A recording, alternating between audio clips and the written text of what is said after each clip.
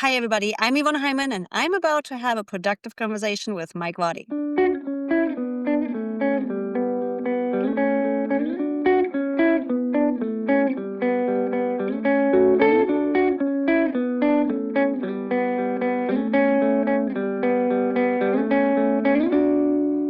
Welcome to A Productive Conversation. I'm Mike Vardy. Now, you may know her as AskYvie, but I know her as someone who's made bold moves, literally and figuratively, since we last spoke in 2021.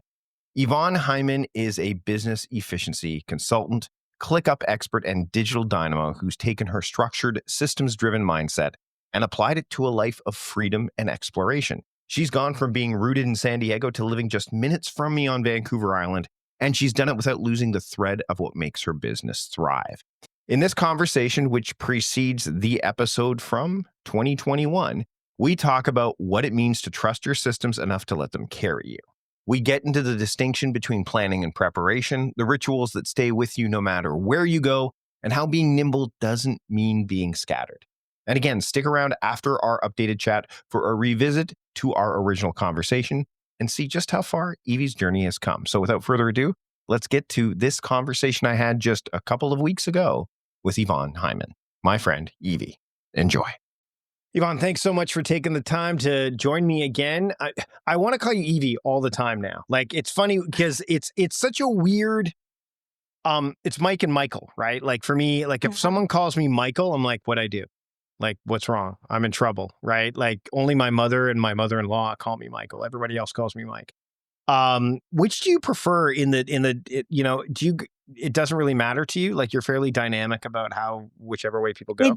It really doesn't matter. I go interchangeably by both. I do have to say, though, most people do call me Evie now, just by the business name, right? They know me as AskYvie. It's just Evie. So it's surprising when Yvonne comes out, but I fortunately do not have the whole thing where it's like, okay, where's mom? Am I in trouble? What's happening? I fortunately do not have those. It's just a moment of, oh yeah, that's actually my name because everybody now calls me Evie. Right. Yep. It's interesting because it leans into the last time we spoke, you were not living literally in the same city that I'm in right now, which is my hometown, Victoria. Things have changed since you were last on the show, which we will link to in the show notes. And one of the things that I wanted to get into was the importance of knowing that time is dynamic and seasons are dynamic and how folks like us who are like productivity professionals deal with that. So what led you to where you're at right now, which is literally, a 10-minute drive from my house? Oh my God. It actually, it has been brewing in me for a while. It was love San Diego. San Diego's always going to have a little piece of my heart. But me as a person and in my growth and what I'm doing just started to feel stagnant, where I felt boxed in as vibrant and as big as San Diego is. I just felt boxed in. So in my head, things were already shaping up where I'm like, okay, where am I going next? What do I want to do?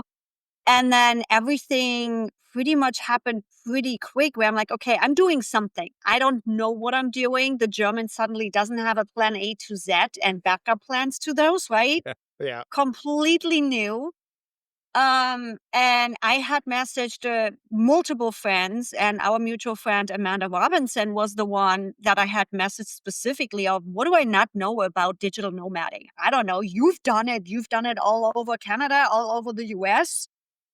And she knows what digital nomading means. So rather than giving me all the rundowns why I shouldn't be doing this, she's like, pack up your car and get up here. So within literally 2.5 weeks, I had sold most of my furniture that I didn't need, packed up the rest, packed up my car, and I did the drive border to border and came onto the island.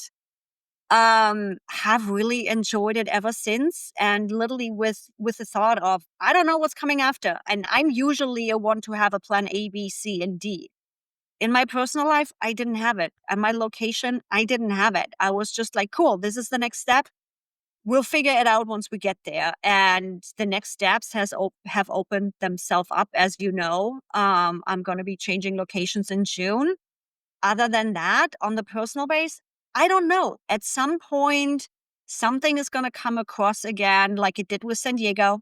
The first time I flew into San Diego and stepped foot on ground there, I was like, this is home. Mm. And it was home for 5 years. So at some point, I expect something like that to happen again, where it's like, this is home. Or maybe it doesn't. Then I spend the next few years slow nomading and just exploring this country and this world. I don't know. You know, one of the things I wanted to talk to you about was you said no plan, and there's no plan A to Z, which I can appreciate as a Canadian because it's not Z for us, it's Z for Europeans and for Yeah. Canadians and stuff. But Yes. I for those that are looking at a person who prides themselves on being someone who knows a lot about productivity, especially in systems and frameworks, what is the distinction that you feel between preparation and planning? Because I think you've had to navigate that quite deftly in this move, right? Now, when I was talking about not having a plan A to Z, I mentioned in specifically in their personal. Mm-hmm. And the fun thing is, because I have the plans and I have the system set up for my business, I can do this. Yeah. Everything in my business is built around being able to just pack up and go. Literally, my backups, my technology, everything is built to be able to grab the thing or potentially even lose the thing and having to replace it and go.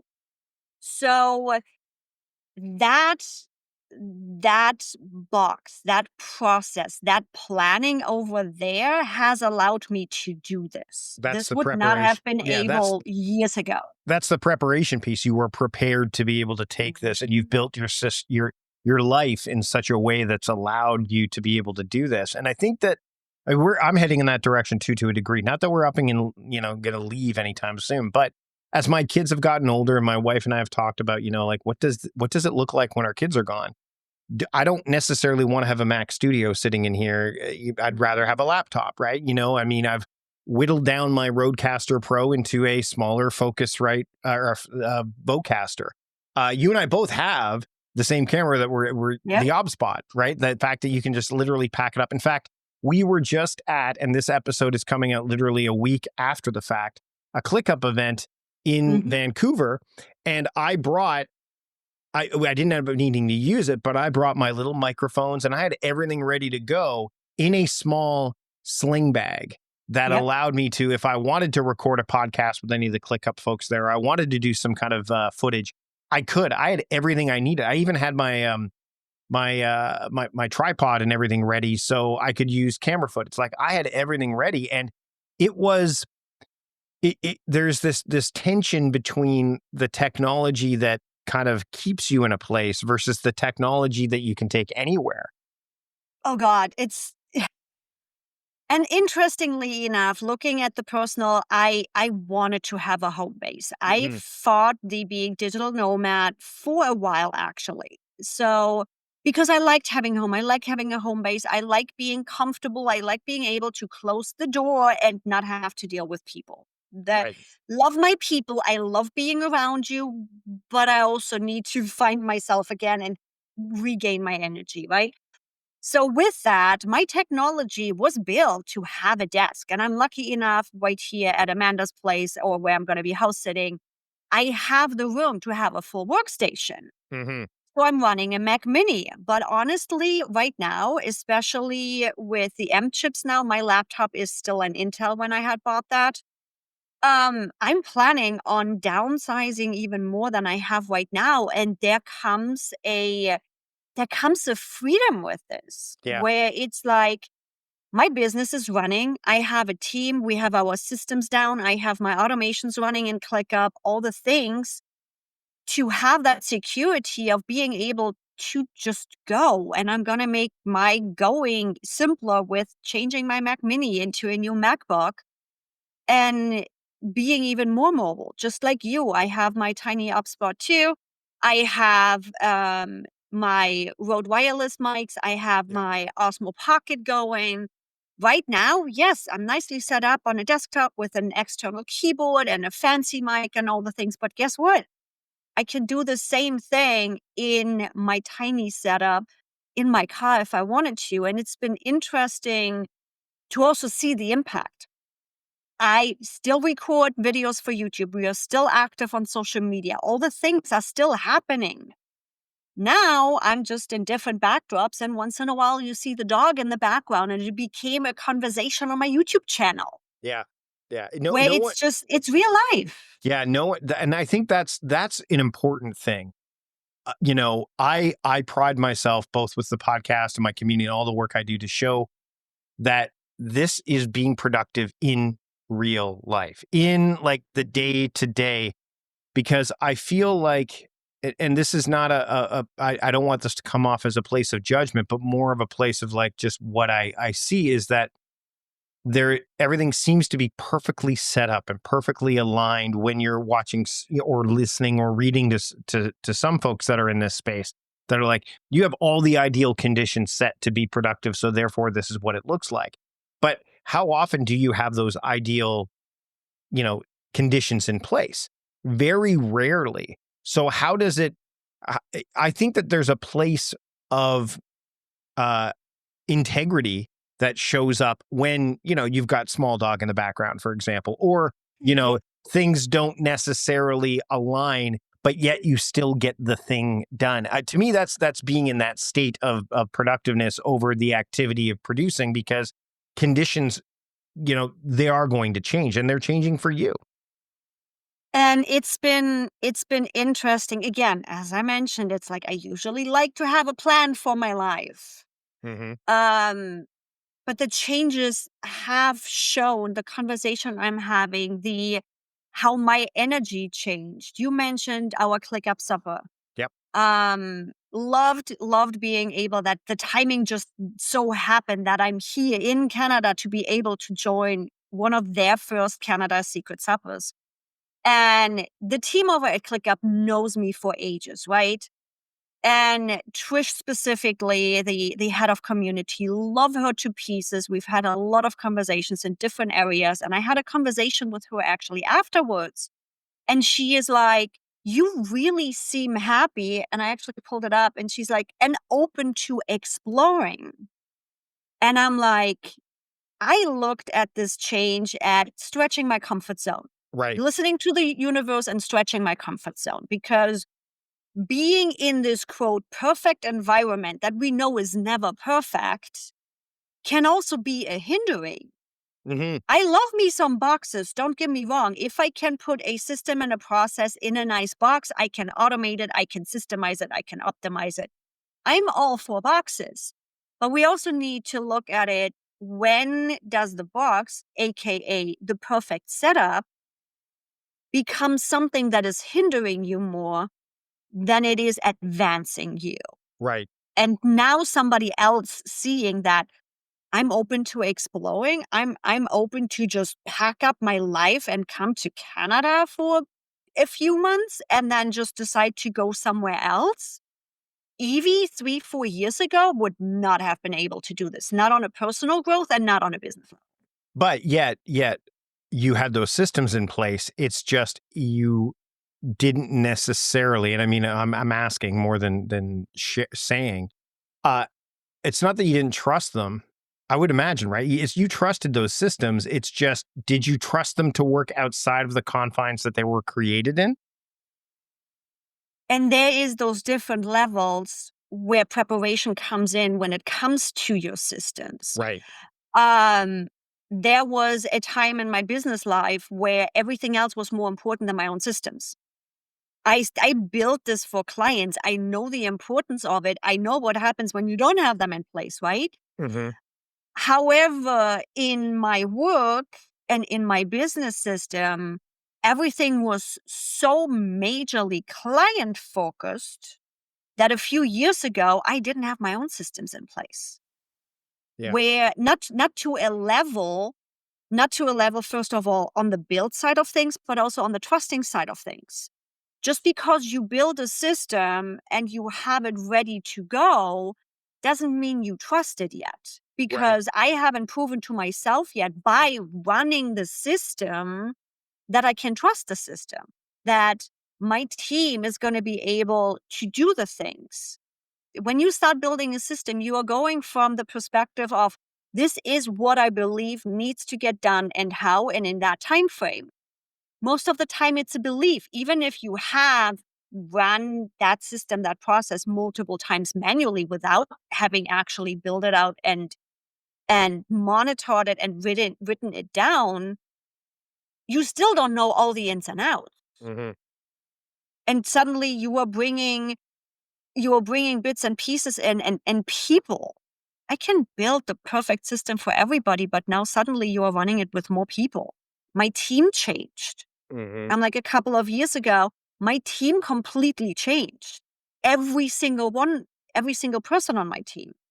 There is again a factor that might bring in different issues, different struggles, different ways of how we need to run the system to accommodate the people.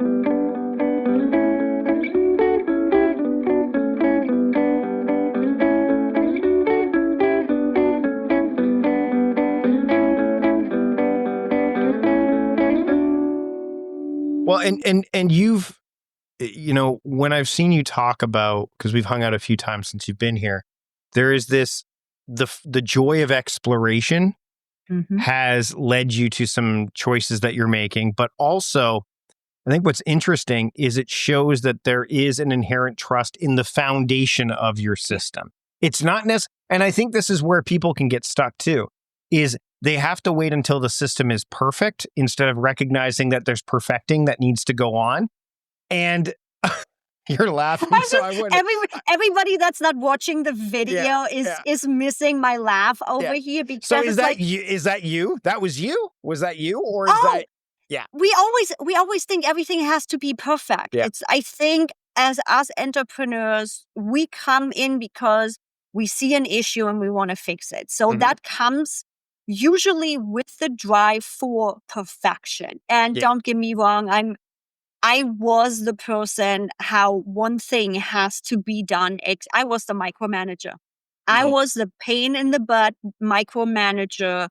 It has to be done this way and it has to be 150% perfect. That's how we grew up in Germany. It's in my blood. Mm. So I had to learn to let go of perfectionism because nothing is ever going to be perfect. It's not, because humans evolve, systems evolve, processes evolve. But I love how you worded it, the trust in the foundation, Yeah. because that's all that matters. As long as that foundation is strong, you can adjust, Mhm. you can polish, you can change a system. You have the room, the security, and the trust to be able to handle what life throws at you, no matter if in business or in personal life, because you know that foundation is strong. Right. Right. I want to harken back before people listen to the original episode that we recorded, because it's going to be fascinating. I can't wait to hear what you think when you go back and listen to it as well. But we did touch on the idea of journaling and daily routines. Now, Mm-hmm. when you are mobile, those things can either take a hit, but they also, I think, are needed more than ever before. I want to hear your thoughts on, like, first off, have you kept a journal throughout this process of exploration? And secondly, how have your routines or rituals, have they taken a hit? Have you strengthened them? What does that look like now? I am in the strengthening phase right now. So building habits and routines is really easy when every day looks the same. Mm-hmm. I lived by myself. I didn't have kids. I had lost my dog. So it was literally just me, right? It Right. was literally just me. And I was able to build those habits that I know are getting me where I want to be. If that is my walking, if that is my workout, if that is my journaling, if that is my fancy coffee in the morning, which by the way, went on the road with me. I literally travel with my own coffee maker. Same, Um, same. but I also have to admit I'm only a human, and my morning habits, my personal habits went out the door for a month. Mm, They went completely out the door because I got into a state of reactive. Now, the nice thing is the foundation is there. I have the data. I know what my body and my mind needs to be the person that I want to be. So I am back into the optimization and the security phase of this, where it's like, okay, thank you, universe. I got the message. My anxiety was higher. I saw the data points again of you've not been doing what you know you need to be doing. And to me, it's a training ground. So I had established the habits. It was easy to follow them because I didn't have any external influences that right. threw me off a path. Now I'm in that phase where it's like, cool, we got all of the foundation done. We know what the foundation needs to be. I have the system down. Now it's time to actually life proof this and not Mhm. throw it out of the window just because I think I need to be reactive.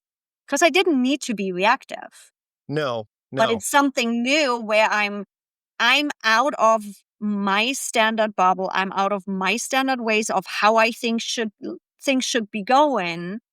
So my foundation is life proof. It's there for me. Now I just need to work on me and myself to not let life throw me out of it when life just changes. Ha Last question I have before we move into the way back episode, and it's born from everything we've been talking about. When we went to the supper, we had a couple Mhm. drinks with a mutual friend of mine, Brooks and Amanda, and we were all there. Brooks Duncan, who's been on the show before, and whenever I go to Vancouver, I try to, again, connect with people to a point because, again, I can't. There's only a certain amount of time, and so on and so forth. But I kept thinking about being nimble in Yeah. my own, because again, a lot of people don't think about, unless you live on the island or live in a place where, it takes some getting to. Like, it's not Oh yeah. hopping on the ferry to go to Vancouver is not, it can be a thing. Like, it's a 2-hour trip Mm. easily. I was three hours waiting in line because I didn't plan for it being Easter weekend Oh, and right. reserving my ticket. I was like, yeah, I'm just gonna get my reservation Thursday morning. It's Easter weekend. All of the Yeah. reservations for the day were gone. So I was in line for 3 hours waiting to get onto the ferry to come back. Which, by the way, you were lucky. 3 hours is not that long on a long weekend. But the idea of being nimble, I think, is something that when you're building a system and a framework, and you've got that resilience and that trust in the foundation there, this Yep. idea of being nimble, it almost seems counter to what you're doing. And especially, you brought up your German background quite a bit. The idea of being nimble and German, kind of, they butt heads a bit. How have you dealt with the idea of knowing that nimbleness needs to be part of what you're doing, and yet and navigating that in a way that feels true to who you are?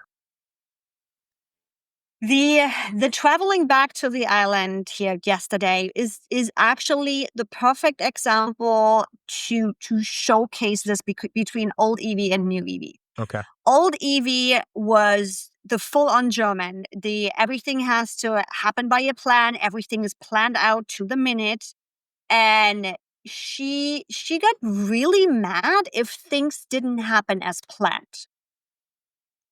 Now the magic happens outside of your comfort zone. The magic happen. How is that? Life happens when you're making plans. Oh, yeah, That yeah. one. Life's what happens when you're making other plans. So, there's the other one, like, you man plans, God laughs. I mean, there's And variations of it's that. like I'm literally living this right now Mhm. because again, old Evie would have been mad sitting at the harbor yesterday, waiting for the ferry, waiting to get on. And don't get me wrong, there is still a little bit of aftermath there where I can get into my emotional state when things don't happen as planned. However, it's about a 5% of emotions that I used to experience. I had a blast yesterday just waiting there and just going with the flow. And honestly, I had a blast. It was my excuse to just take some time off, to just relax, to enjoy the sunset. I ended up being on the ferry at a perfect time. I got Mm. so much amazing video and images of coming into the island, the sun coming down.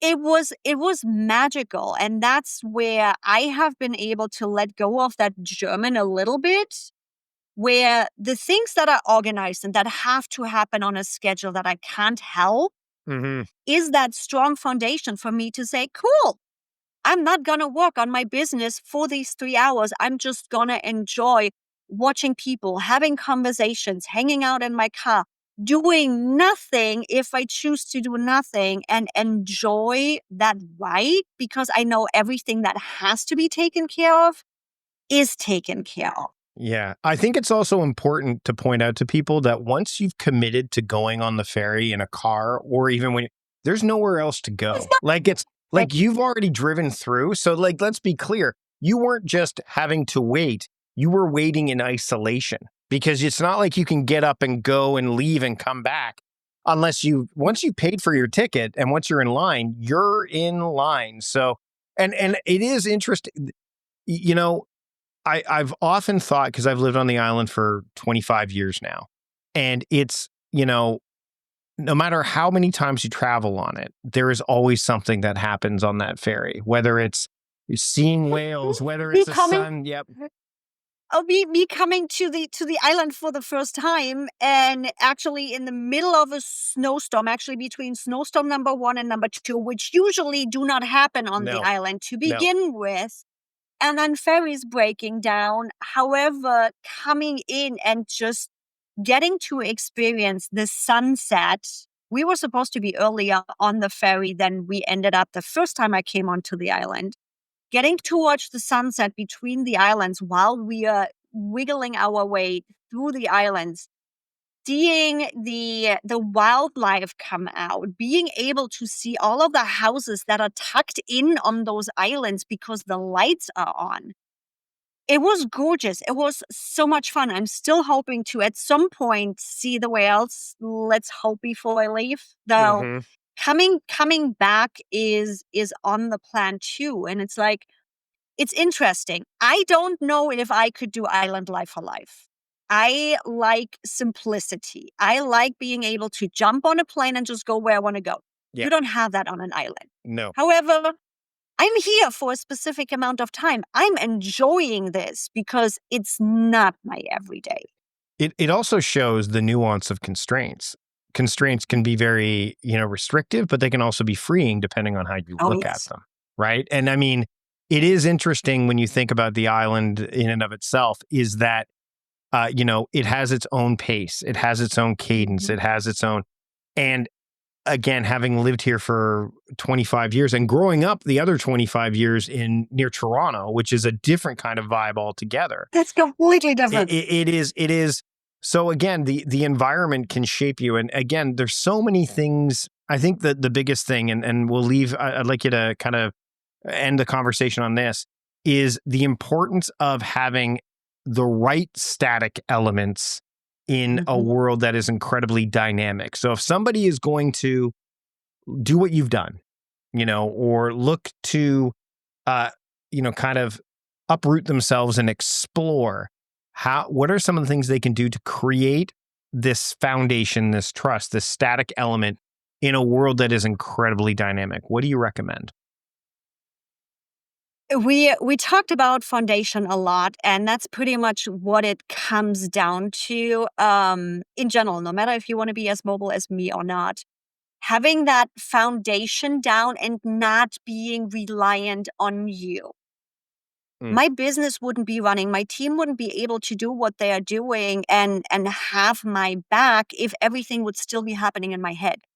We need those boundaries. We need that box of this is our regular cadence on social media. Here's our guidelines and boundaries for YouTube. Boundaries are, on one hand, first of all, you can automate. If a system is a clear boundary, I can repeat it. I can do it over and over again.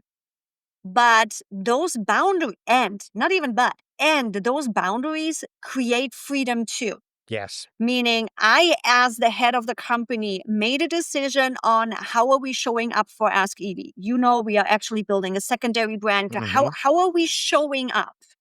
What is my goal with this? What is the big vision? What is the value? Who are we talking to? There is a clear boundary. But having this boundary now allows my team to go play. You know what I need. As long as you run in that boundary, go knock yourself out. Yeah. I don't care what exactly the YouTube thumbnail looks like. I don't care how specifically you word that pain point for our target market. I want to read it over. I want to make sure it's me. But you have the boundaries. You have that box. You have the house that you get to play in with. You as the team member, you as the one running with it, you get to choose.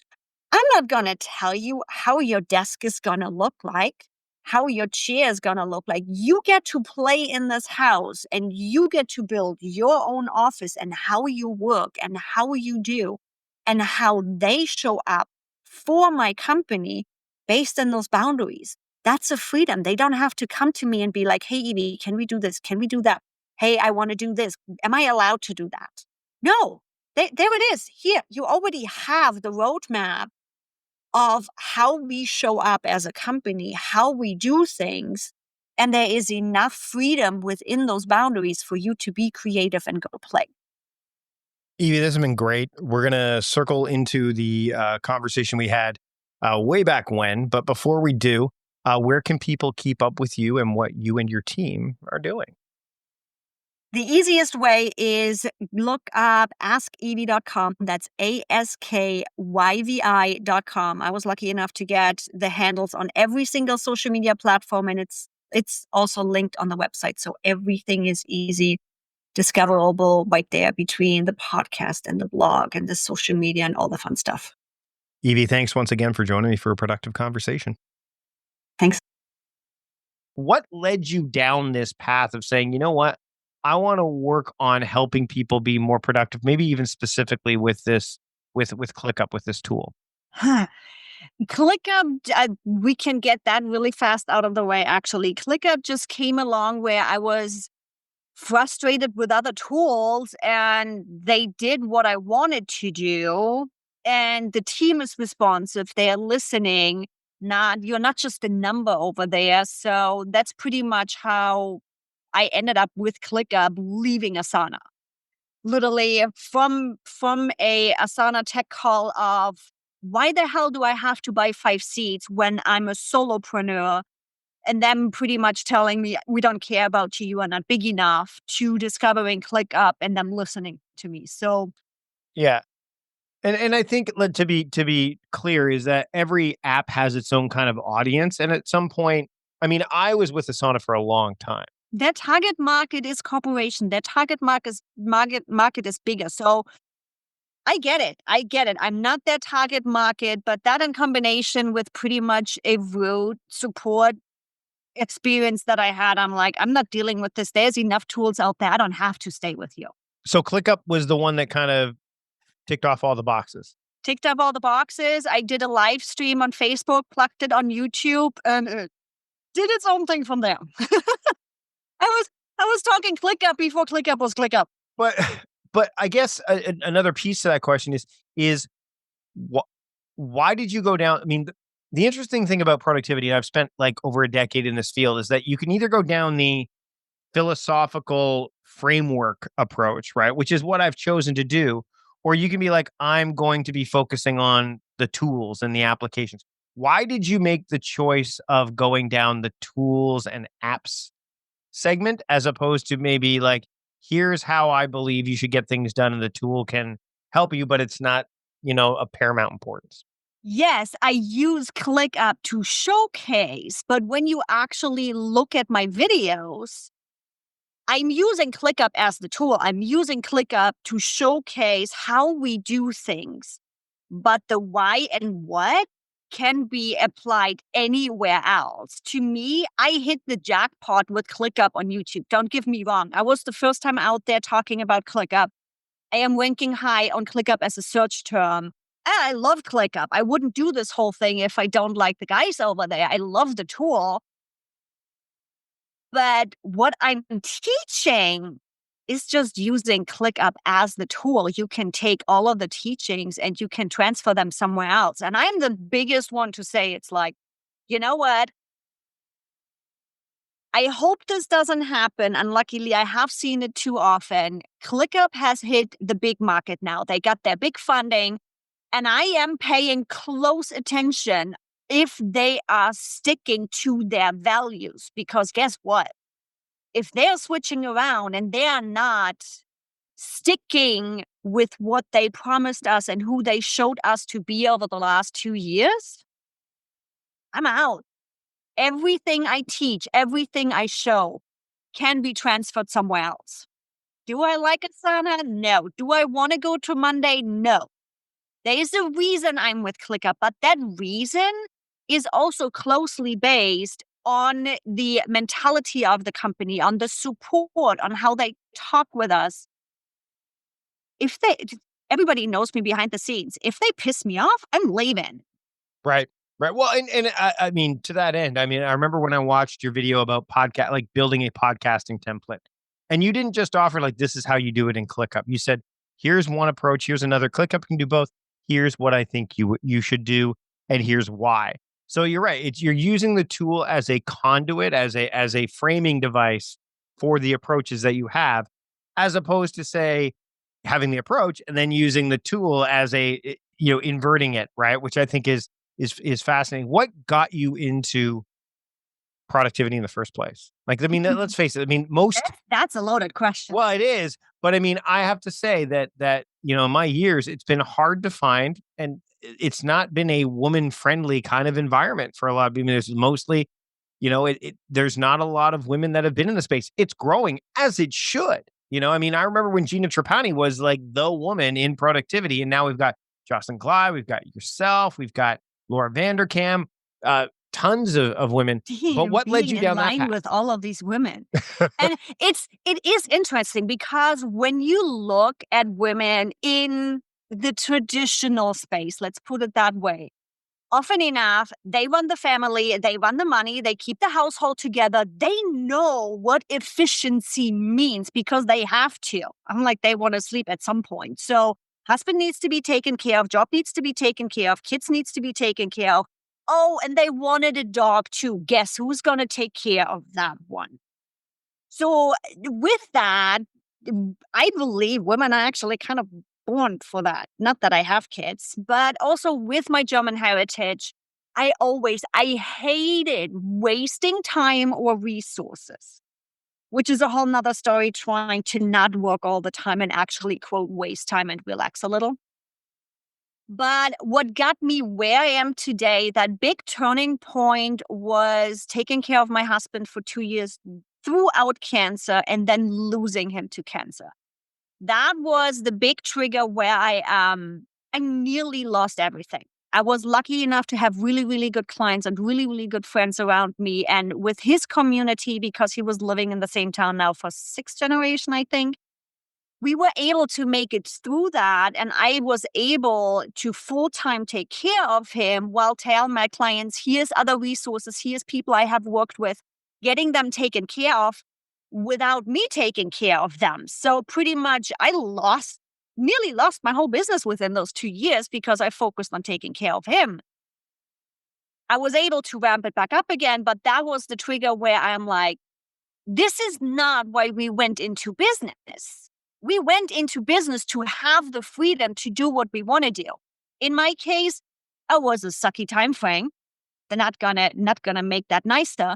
but also spending time with your kids, going on vacation, not stressing out. That's why we get into this. We know it's going to take work and we know it's going to take time to build our business to get to that level. But I was like, I know. And then realizing how many people do not know how to organize their business, how to use, I see systems and workflows everywhere. Sure. We all do. Yeah. I mean, sometimes they're hidden, but you see them front facing, but they're everywhere. You just got to look for them. I always tell my clients, it's like, let's try to put this in a box. And pretty much what I'm trying to do is like, okay, what are the common denominators? I'm building out a ClickUp setup right now, literally in Whimsical, which is flow charts to get that visual around and to see, okay, they've been using statuses as what I call stages. Whole nother story. If anybody wants to know more about it, it's on YouTube. But we need to clean things up so that they can manage their team. And they brought me those statuses and those statuses and those statuses. I'm like, first of all, most of them are stages. Statuses always should be active. And then I started seeing, because I laid them out, I started seeing that means the same as that. You just called it something different. So let's see if we can find the smallest denominator that fits these all together and see if rather than using 5 different stages, we use one. Right. And I do that everywhere between simplifying things. The video you mentioned, the podcast show, I was literally talking about stop micromanaging. He had due dates on every single tiniest task. I'm like, why? This is taking more time to admin that stuff than actually getting it done. So finding those time wasters, finding those bottlenecks, automating whatever we can automate, and just build out those systems. When you're working with people, or even in your years of kind of looking at systems and productivity, I'd love to hear your thoughts on patience in this process, because you talked about a few moments ago about like, we know we're going to have to do this. We know that this is the long game, but so many people want the solution now. They want it now. They want the success now. And I mean, we hear it a lot. We hear the whole like, there's no such thing as, but yet it still comes back again and again and again. So how do you temper those expectations and help to preach patience along the way? Because you're also dealing with not only presenting approaches, you're dealing with technology, which not everybody is going to be on the same page with that either. I'm not a patient person either. So this is a whole self lesson too. I get moments where I get a client and I'm like, oh my God, oh my God, oh my God, oh my God. I'm so excited to work with them. I'm always excited to work with every client, but when I already see, okay, there's going to be some challenges that I haven't had before, it's totally my thing. That's what I love to do, figuring things out. So I often enough actually also get into that impatient role where then, okay, Evie, you just scoot that one up. Let's dial this back a moment. With my clients, on my client side, what I have seen helps a lot is, first of all, always talk timeline. I don't do, when it comes to ClickUp and specifically, I don't do done for you anymore because of that. Because building systems and workflows is so personal to you and your approach. There is no one way to build this. I'm like, we in our work have seen this where, okay, we can do it this way, and we can do it this way, and we can do it that way. Cool. You know now what's possible. How is your team working right now? How are you doing that? So having them in that process, first of all, helps them see, okay, I'm doing something. This is why this does take time. And they are not just getting a month later presented with, here, this is how you're supposed to do. And they're like, where did you actually spend the time? Because once you have the cleanup done, it's like, oh yeah, this is just taking 2 hours. And no, already in the planning phase, we have 2 or 3 different reiterations. And one thing I'm working on right now for myself to make this better understandable for clients and to set those expectations from the beginning is actually have a visual with that, where I do have a little handout that says, okay, these are the 4 stages we are going through. This is the framework I'm going to walk you through. This is what we need to get and do to get where you want to be and set those expectations up front. But I also get them busy in between. I have a little training folder in my ClickUp where it's like, okay, we want to make sure you have the basics. I know you told me you have the basics. Sure. Let's make sure you do have the basics, because often enough with a tool like ClickUp, there's so many features. I'm like, I can't even keep up with all the releases. I have a specific focus where I know, okay, I'm keeping up on those feature releases. And if something comes up where I'm like, I know that's there, but I'm not 100% sure how that works, I reach out to another consultant. I'm like, okay, brain dump. We need to jump on a Zoom call. I know you are working in that specific feature a lot. How does that work? How can I make this work for me? Is that how you approach all that stuff? I mean, because that's one of the things that kind of frustrated me when I was keeping up with the app space. And I know Danny Hatcher and I talked about apps when I was on his live stream.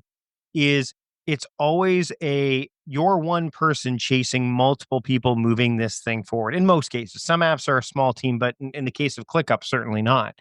How do you set aside the time to work towards mastery, towards using a tool or a process like that? Because it's got to be. I mean, I think there's a lot of lessons in there people can have and take away from that, not just in terms of ClickUp, but just I want to get good at something. Here's how I do it.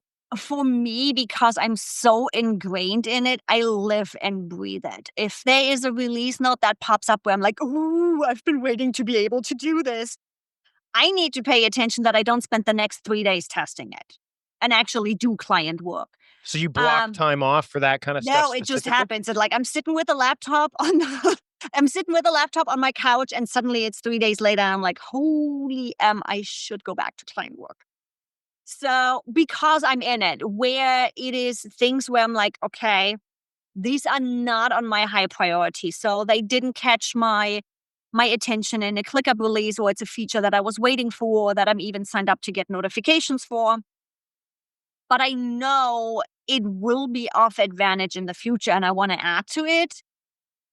It is in my personal improvement list in ClickUp, where I'm regularly running sprints every week to have specific time set aside to dig into those.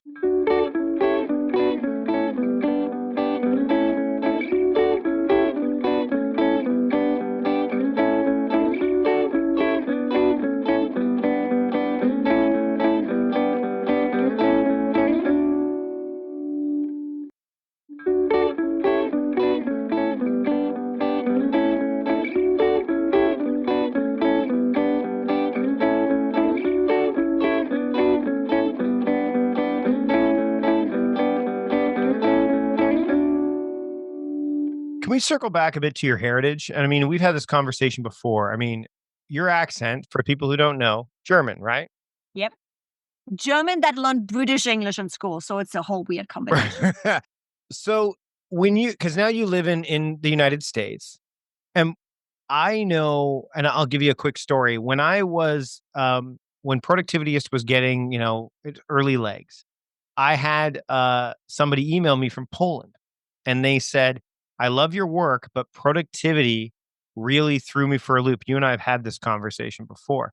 And they said the term productivity I didn't like because it was a measuring stick for what we would receive within our culture.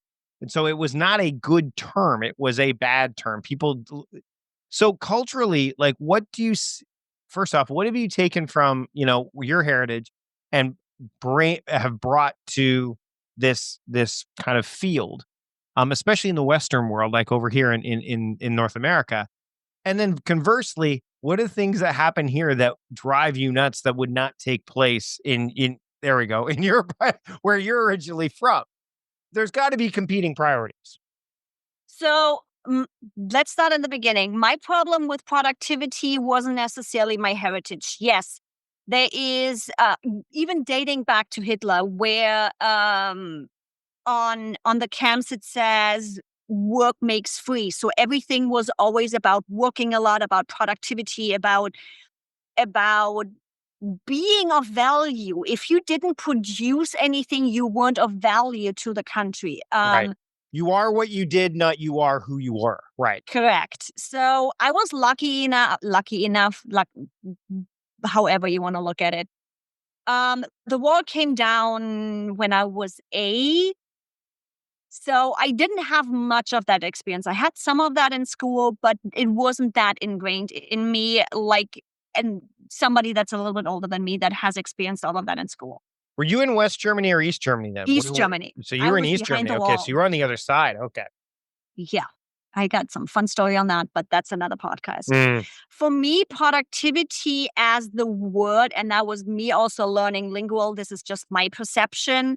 I had a problem with the word productivity because productivity doesn't just means you are busy. It doesn't necessarily mean you are going somewhere.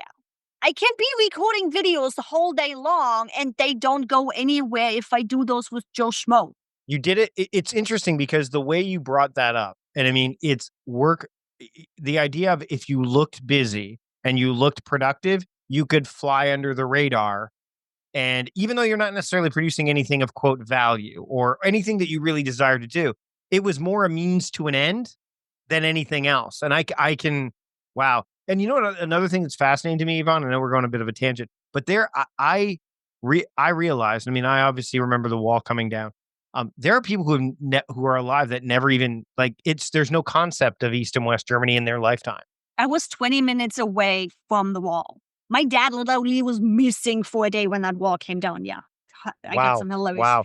So productivity, but I think that that's really a valuable thing because I think like when I talk about productivity, I say it's the union of intention and attention, right? Whereas people, and I think I know this because a lot like, oh, productivity, it's defined in the dictionary as like it's efficiency and effectiveness. I'm like, yeah, but those things come after. Like you can't be efficient and effective before you're productive. You just get more efficient and effective. But if you're being efficient about the wrong things, then you're not being efficient. And if you're not being, so it's about, there has to be a definition. There has to be a purpose or a reason. And to your point, it's like if the reason is, and that's the interesting thing. I think that's where it gets confused. If the reason of being productive is just so that nothing bad happens to you, then to you that's productive. But is it? It's not really, right? Like, and so many If bad things going to happen, they're going to happen. right? Well, they're going to eventually happen anyway, right? Because it's a circumstance, and I think there's a lot of people that are in their jobs and their work that they are doing things for the sake of doing them because if they appear to be busy and they appear to be doing things, that's the measuring stick for productivity that we need to break. That's not what productivity is. It's again, there's just so much there. So when you come here, what's the diff? Like, are you noticing a difference or is it like, no, you guys still have it wrong? What your podcast listeners don't see is me just shaking my head. I swear. You're on YouTube, you are though. On YouTube, that's gonna see me. Podcasters are not gonna. I swear, the US is the most inefficient country I have experienced. And you just hit a button. It starts with little things where I love the complex I'm living in, but I'm like, seriously, people, the time you are wasting on your staff, on BS stuff that has no impact, that has no quality to me as a renter. Yet you are throwing money at that rather than doing this little tiny change to save. Your team is overbooked, overworked, and underpaid because they need to take care of this issue and this issue and this issue and this issue and this issue. You just implement that one thing and most of them are gone and it just levels up. It's like, especially throughout COVID, I was like, people, you must be joking, right? It showed that stuff real. It shone a spotlight on it, didn't it? It took me. So my car, perfect example right here. And everybody that's in the US is going to love this because it comes down to the DMV. I was still not on the name on the car. My late husband had a whole nother story. So I finally paid off this car. I need to send in the title, need to send in the death certificate. So the car finally becomes mine. This took me 3 months because I didn't want to walk into the DMV. 3 months. I moved multiple times the last few years, which means my IRS address has changed multiple times. Now, IRS office is completely shut down. Nobody checked the mail. My bookkeeper wants to submit my tax for, at that point, 2018, year back, whatever, the one that needed to be submitted. Sure. And the system, because we did everything online, said nope. So initially, I thought somebody had a number mix in there and submitted their taxes under my social. Oh, yeah, no, they red flagged me because I moved. We are living in the US. Everybody constantly moves over here, yeah? Yeah, it's not, I mean, yeah, and it's very interesting because I see people moving from state to state to state. Sometimes to escape tax, like to change their taxation status, sometimes because they just want to move. But there's different, like there's 50 states for crying out loud. Like Canada, you don't see that happen nearly as much because big country, not as many states, Germany, the same. provinces. We are But more you guys, located. yeah, you're right. Like I can count on one hand in the last 2 months people who have moved easily, like easily people I know. So that's just a handful. So the IRS flagged me because of that. Fine, security, I'm all good with it, considering that IRS sends snail mail out there with my social on there. Where the security in that is, I don't know. And I needed to manually, pen and paper piece, submit my taxes, which didn't get checked for 3 weeks because nobody, no, not 3 weeks, 3 months, because nobody was in the office. Then they finally did, sending me a letter back. And I got everything fine, everything good. Suddenly I get a letter of, you need to prove to us that you were you for us to finish this, because I figured because of that security risk of somebody else submitting. Oh, yeah, no, because of the address. And I'm on the phone submitting my information on the phone, which is totally secure and efficient because they have so many people on staff. I'm like, people, And I mean, government is one thing. I mean, but it's also corporations. It's yeah. it literally goes all ways. I'm like, I'm walking through here and I'm seeing it everywhere. I'm literally seeing it everywhere. I'm coming home. I'm like, okay, I need to meditate now. Why is that happening that way? You can optimize this. Why is it like, Because there's certain things you can't control. Like, I mean, I I'm know that. staying in my house. I am an introverted extrovert. So I Okay. just go out with people and I have fun. I actually finally, for the first time in forever, went out on Friday. Really great restaurant. Everything worked fine. I had nothing to complain about. And I'm living in San Diego, so that's happy place. When I'm around people and I'm focused on the conversation and on the experience, things are not quite as bad. But when I'm walking the dog and I have time by myself and my brain to go bonkers, yeah. That's when you have to kind of check. Do you journal? Do you keep a I journal at all? Yes, Yeah. yes. Every morning, gratitude journaling and just literally whatever is in my head. Haven't done evening pages in a while. I probably should pick that up again. What about routines? What about morning and evening routine? Because I mean, your days can. I mean, especially when you're working in a tool and the tool changes a lot. Do you have opening and closings to your day to kind of keep them as so that the dynamics of the day, at least there's something that you can rely on? My personal ones, yeah. So I get up in the morning, I have my coffee, take out the dog, do my journaling, do my reading. I have about, matters how I'm doing that morning, 2 to 3 hours in the morning that are just mine. My lunch break varies. I usually try to take my 2 o'clock dump. I get an energy dump around at 2 o'clock. The best at that point is really just to take a break, go take the dog, just watch some TV, just take an hour for myself in between, and then go back at it. I'm better and more productive when I do that. And then evening, I do try to cut the day off at 10:30. That's it. To bed at 10:30. I do not have a TV in my bedroom, which has made a big change. I've never had that before. I always had a TV in the bedroom, always. But I'm like, Yeah, we stopped when my wife and I got together. We never had one, and it's. I mean, it was a game changer because I mean, the bedroom is for it's not for it's for sleeping and other things. It's not for watching TV, right?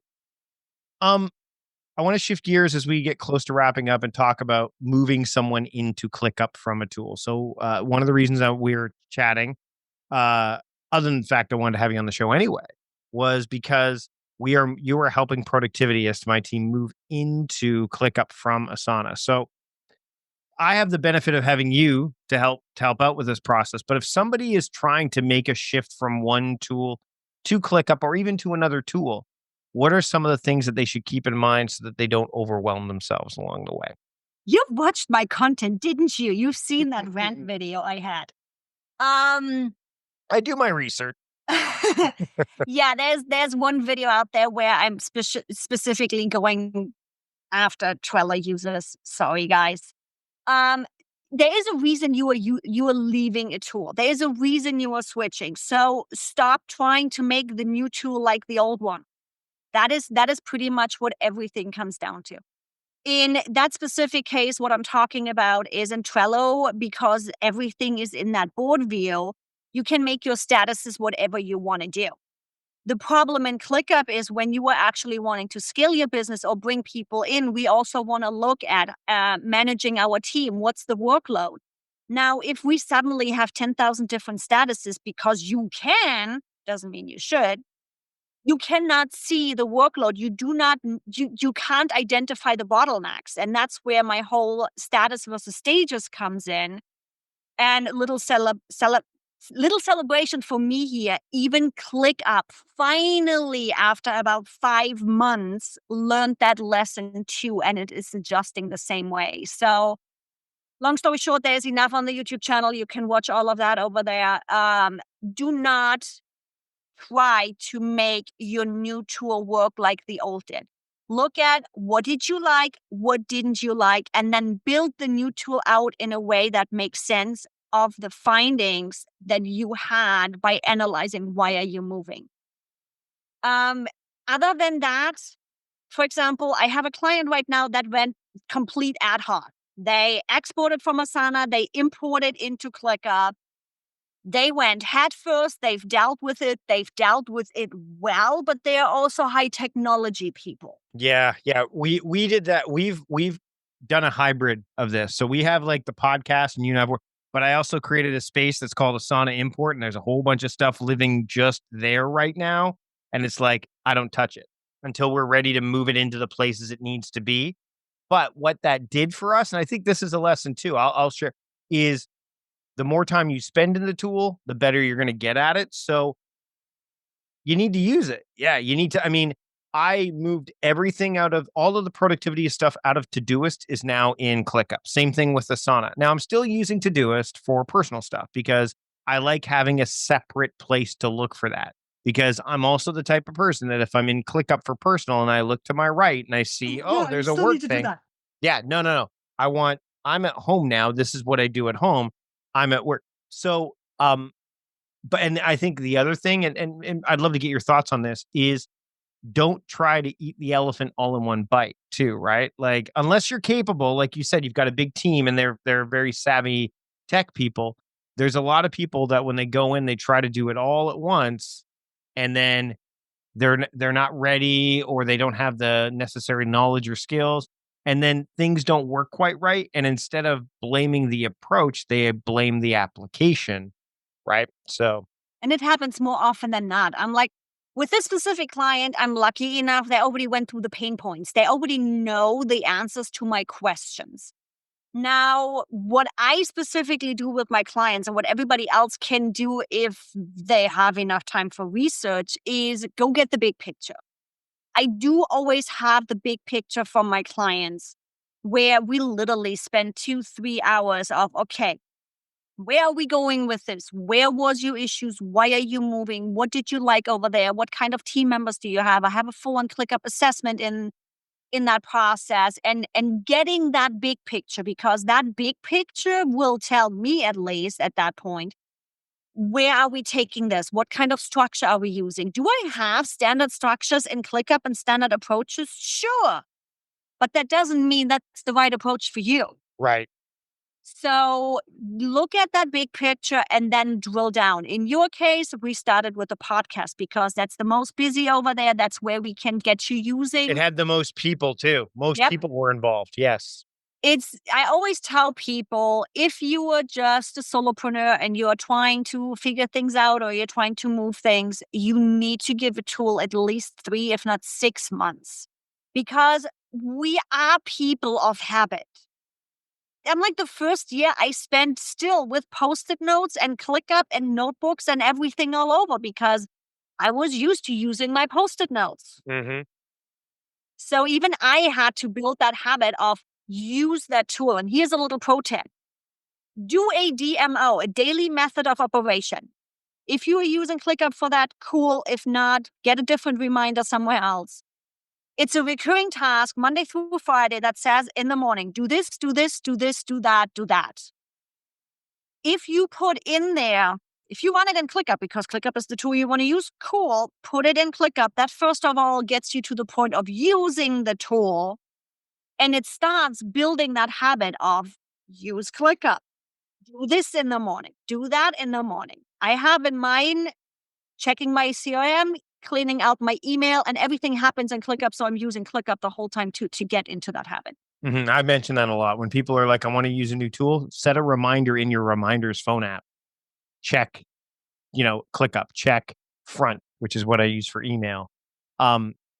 It's working with tools is such a fascinating study because I think that there are so many good ones out there. But the problem is number one, people generally don't want to pay for tools, which I think is, and I've talked about this many times. I mean, your time is worth paying a little bit, and ClickUp is really incredibly, for the money, you're getting a lot out of it. I've seen that already.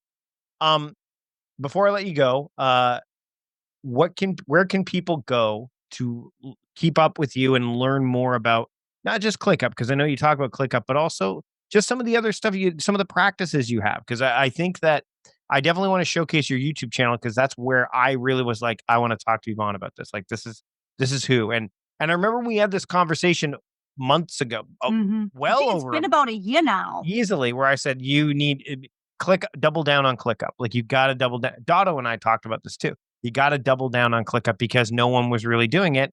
And now, I'm sure you're seeing the fruits of your labor. So Yvonne, thanks so much for taking the time to join me today on the podcast. It's been great. Thanks for having me. Thanks to Evie for joining me, not just on this episode, but also back in 2021. You've heard the whole gamut of the conversation. Hope you kind of can appreciate where Yvonne has been and where she is now. And I can't wait to see where she ends up because, the journey is ongoing. Same with this podcast. The journey is ongoing with this podcast. You can check out all the show notes related to this episode. Just go to mikevardy.com/podcast 602. You can also check out the show notes wherever you are getting your podcast. Make sure to subscribe to the podcast wherever you get your podcast as well. That way you won't miss a single episode, which includes our regular monthly series, PM Talks, with my good friend Patrick Rohn.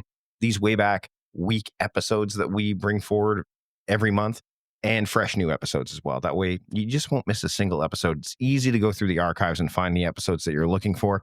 Just subscribe to Spotify, Apple Podcasts, wherever you get your podcasts.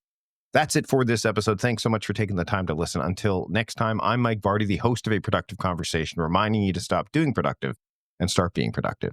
See you later.